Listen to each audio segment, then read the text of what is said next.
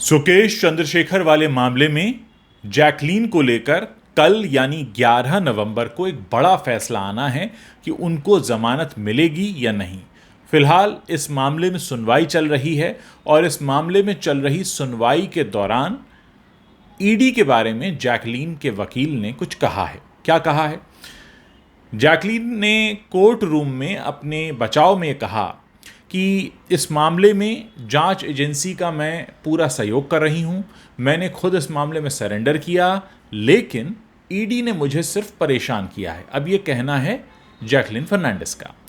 वो कहती हैं कि मैं अपने काम के सिलसिले में विदेश जाती रहती हूं, लेकिन मुझे विदेश जाने से रोक दिया गया है। मुझे अपने परिवार वालों से मिलने नहीं दिया जा रहा है। जैकलीन ने आगे कहा कि मैंने इन सब बातों के लिए जांच एजेंसी को एक ईमेल भी लिखा था, लेकिन उसका भी कोई जवाब नहीं दिया गया।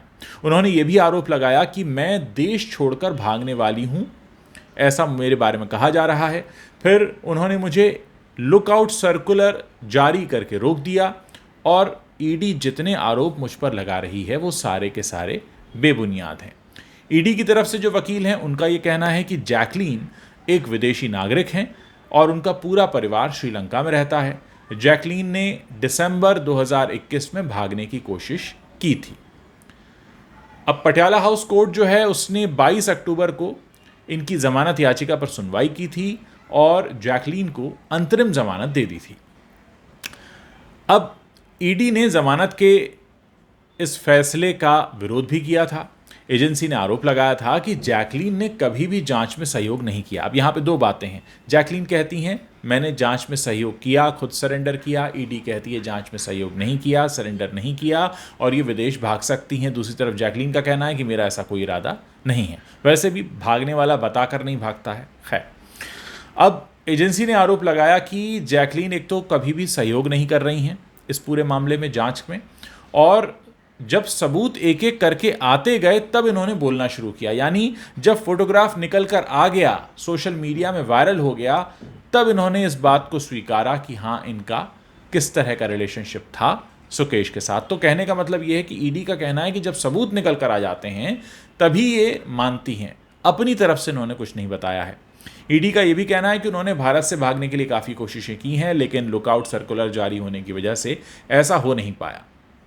अब मैं आपको एक बार याद दिला दूं कि ईडी ने ये जो सुकेश चंद्रशेखर वाला मामला पकड़ा है, इसमें 200 करोड़ रुपए की मनी लॉन्ड्रिंग का ये पूरा मामला है और आरोप ये हैं सुकेश चंद्रशेखर पर कि तिहाड़ जेल में अपनी सज़ा काटते हुए इन्होंने रेनबैक्सी के जो पूर्व प्रमोटर हैं शिविंदर सिंह और मलविंदर सिंह, इनको जेल से बाहर निकलवाने का झांसा दिया इन दोनों की पत्नियों को और उनसे 200 करोड़ रुपए ठग लिए। ED prevention of money laundering act के तहत जैकलीन का बयान भी दर्ज कर चुकी है और ईडी के मुताबिक सुकेश ने ये जो 200 करोड़ रुपए की जबरन वसूली की थी, इस पूरे मामले में जैकलीन को जानकारी थी और इस मामले में वो अहम गवाह हैं और उनको काफ़ी बड़े मोटे गिफ्ट्स दिए गए हैं।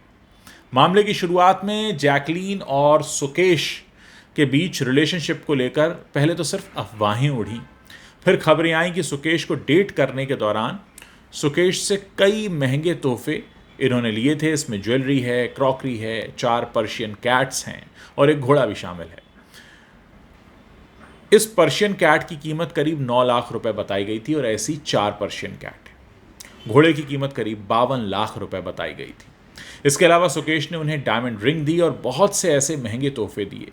इसके अलावा उनके साथ चार्टर्ड प्लेन में ट्रैवल भी किया और ऐसी तमाम बातें सामने आई थी। फिर वो फोटोग्राफ सामने आ गए, जिसके बाद हर किसी ने सवाल पूछने शुरू कर दिए। तो ईडी का वही कहना है कि जब सबूत सामने आते हैं तभी ये स्वीकार करती हैं, इसलिए इनको जो नियमित जमानत है वो ना दी जाए। बहरहाल इस मामले में कल फैसला आएगा।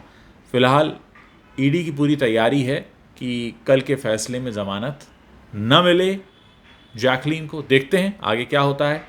और इस समय सबकी नज़रें इस केस पर इसलिए भी लगी हुई हैं क्योंकि हाल ही में राम सेतु भी फ्लॉप हुई है जैकलीन की और उनके पास कोई ख़ास काम नहीं है। ऐसे में वो हिंदुस्तान में कितना रुकती हैं या रुकना चाहती हैं या काम के सिलसिले में विदेश जाती हैं और फिर कभी वापस नहीं आती हैं, इन सारी चीज़ों पर नज़र रहने वाली है। देखते हैं अदालत का क्या फ़ैसला आता है। कल तक आ जाएगा और तब बहुत सी बातें ऐसी हैं जिनसे पर्दा भी उठ जाएगा।